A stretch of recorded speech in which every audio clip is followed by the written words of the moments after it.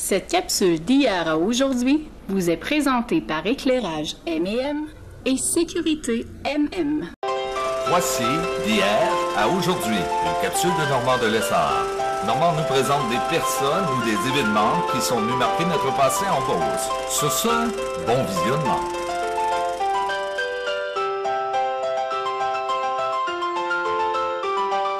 Allô tout le monde, ici Normand de Lessard et bienvenue à une autre capsule d'hier à aujourd'hui.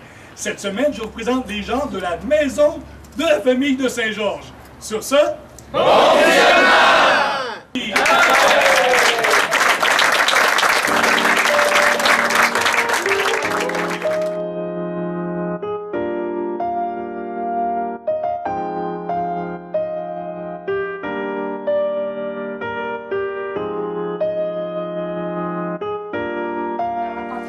À cette acquisition de bâtiment, ça fait toute une différence pour nos familles. On est vraiment heureux. Ça faisait 4 ans que moi, j'avais avec Caroline Fauché qui est cachée en quelque part.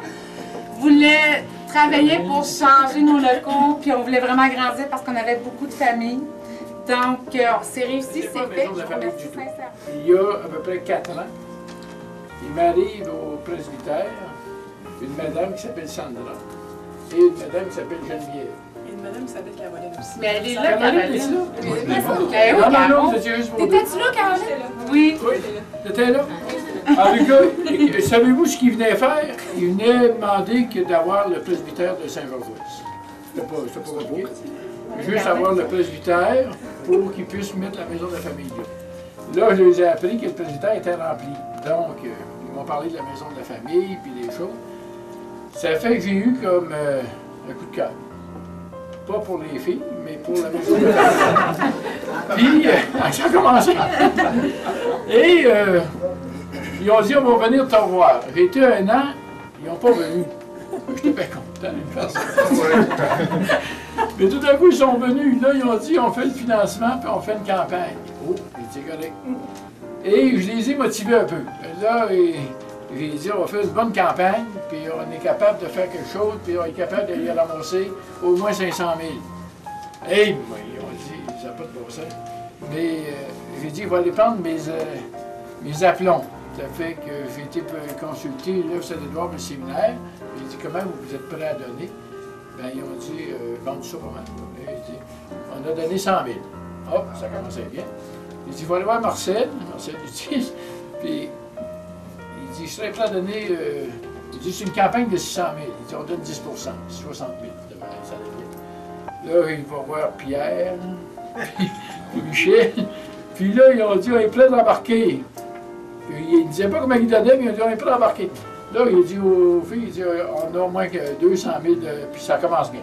Ça fait que, là, dans ma tête, il dit, il faudrait aller chercher Christine. Alors, je suis allé avec Sandra. Non, avec Caroline. Avec Caroline? Oui. Je me rappelais. Puis, là, Christine, elle ne voulait pas, mais on a prié ça fort. Puis, elle est venue voir la maison de la famille, puis elle a tombé en amour avec la maison de la famille. Je vais dire bonsoir à tous. Puis un gros merci d'être ici ce soir. C'est vraiment du fond du cœur que je voulais remercier tous les donateurs et tous les généreux dons que vous avez fait, puis votre implication. Sans vous autres, ça n'aurait été jamais une aussi belle réussite. Lorsque, un peu comme M. Bolduc a dit, lorsque l'abbé Bolduc et Caroline sont venus nous voir, je ne connaissais pas la maison de la famille. Je n'étais pas trop sûre, fait que j'ai dit hey, je vais aller visiter l'ancienne maison, j'y pense, je vous reviens. Puis ça a vraiment pris moins de 3 minutes, je suis rentrée là, puis ça a comme dit oh oui, non, on est vraiment dû pour une nouvelle maison, puis ils ont besoin d'aide. Fait que là, j'étais prêt à embarquer, mais là, ils m'ont dit les montants qu'il fallait monter, puis j'ai dit j'ai aucune idée comment je suis capable de monter ça, c'est plus que j'avais jamais entendu. Puis c'est là que l'abbé Bolduc a dit « Bien, je vais embarquer avec toi. » Puis là, j'ai comme senti la foi. Je me dépêche parce que la lumière baisse pour qu'on aille faire prendre la photo de tous vous autres dehors. Mais je vais prendre aussi un petit peu de temps quand même. Il y a quelques années, j'ai appris c'était quoi les déterminants de la santé. Savez-vous, on n'apprend pas ça en médecine. Je ne sais pas, Karine, si tu sais c'est quoi les déterminants de la santé, mais il y en a 12. Il y en a 12, puis les 4 premiers, c'est les 4 plus importants, mais les déterminants de la santé, c'est qu'est-ce qui peut nous dire qu'une santé ou qu'un individu est en santé. Tu sais, les indicateurs, des marqueurs qui nous disent qu'un individu va avoir plus de chances d'être en santé. Le premier, c'est le revenu puis le statut social. Le deuxième, c'est le réseau social. Le troisième, c'est l'éducation. Puis le quatrième, c'est le travail et les conditions de travail. Fait que réseau social, famille, hein, c'est ça le réseau social. La famille, ça peut être notre famille, les liens du sang, notre famille biologique, mais ça peut être aussi nos amis, ça peut être nos collègues de travail, ça peut être les membres d'un comité de financement, ça peut être des gens qui travaillent à la maison de la famille puis qu'on vient voir de temps en temps. Fait qu'une famille, en fait, c'est pas juste des liens du sang, hein, c'est des relations particulières qu'on a avec des gens, des liens spécifiques, des liens significatifs puis positifs qu'on a avec d'autres gens. Une famille, ça sert à apprendre, aider et être aidé, aimer et être aimé. Puis donc, le rôle d'une famille, selon moi, c'est aider à faire grandir un individu au sein de cette famille-là, tous les individus au sein de cette famille-là, ensemble. Puis donc, à faire que chaque individu de la famille va s'épanouir.